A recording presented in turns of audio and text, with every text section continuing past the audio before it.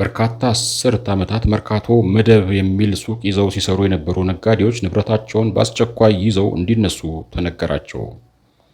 መሰረት ሚዲያ እንደዘገበው ከደረሰኝ መቁረጥ ወይም አለመቁረጥ ጋር በተያያዘ የገቢዎች ቢሮና እንደ መርካቶ ባሉ ገበያዎች የሚሰሩ ነጋዴዎች አልፎ አልፎ ውዝግብ ውስጥ ሲገቡ ይታያል። ይህ ውዝግብ አንዳንዴም ወደ ሱቅ መዝጋት አድማ ሲሸጋገር በቅርብ ወራት ታይቷል። በተመሳሳይ ከሰሞኑ የገቢዎች ቢሮ በመርካቶ ጠበቅ ያለ ቁጥጥር እያደረገ ይገኛል። መሰረት ሚዲያ ከስፍራው የደረሰው መረጃ እንደሚያሳየው በተለይ ሸቀጦችን፣ ዕቃዎችንና ምርቶችን ጭነው ወደ ተለያዩ ክፍለ ሀገራት የሚሄዱ ተሽከርካሪዎች ላይ ከባድ ፍተሻ እየተደረገ ነው።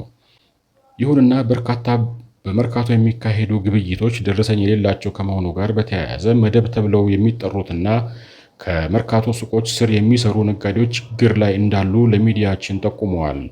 በአዳራሽ ዙሪያ ያለን 15 ዓመት በላይ የቆየን ነጋዴዎች መነሳት አለባችሁ ተብለናል።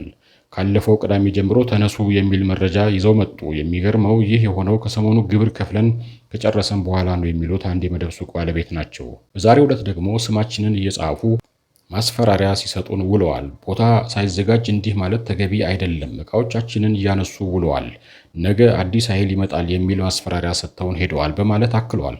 ሌላኛው የመርካቶ ነጋዴ ደግሞ መርካቶ ለረጅም ዓመታት ስንሰራ የነበርን ነጋዴዎች ንግድ ፈቃድ ያለንና ለመንግስት ግብር ስንከፍል የቆየንን፣ እኛ በዚህ ስራ ስንት ቤተሰብ እንደምናስተዳድር አያውቁ ይሆን? ቦታ ሳይዘጋጅ ተነስ ማለት ምን ማለት ነው? ግብር ከፍለን ከጨረስን በኋላ አጠቃላይ መርካቶ መደብ ተነሱ የሚል ትዕዛዝ መጥቷል፣ ለምን ብለው ጥያቄ ሰንዝረዋል።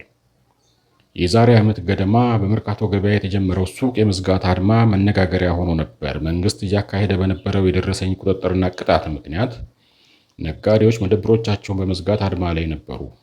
በወቅቱ ከአድማው በተጨማሪ ከመጋዘን ዕቃ የማሸሽ ተግባርም መኖሩን የገለጹት ነጋዴዎቹ በዚህም ምክንያት ገበያ መቀዛቀዙን ገልጸዋል። የአዲስ አበባ ከተማ ከንቲባ አዳነች አቤቤ በበኩላቸው ቁጥጥሩ የተጀመረው በርካታ ህገወጥ አሰራሮች ስላሉ ነው ሲሉ ተናግረዋል።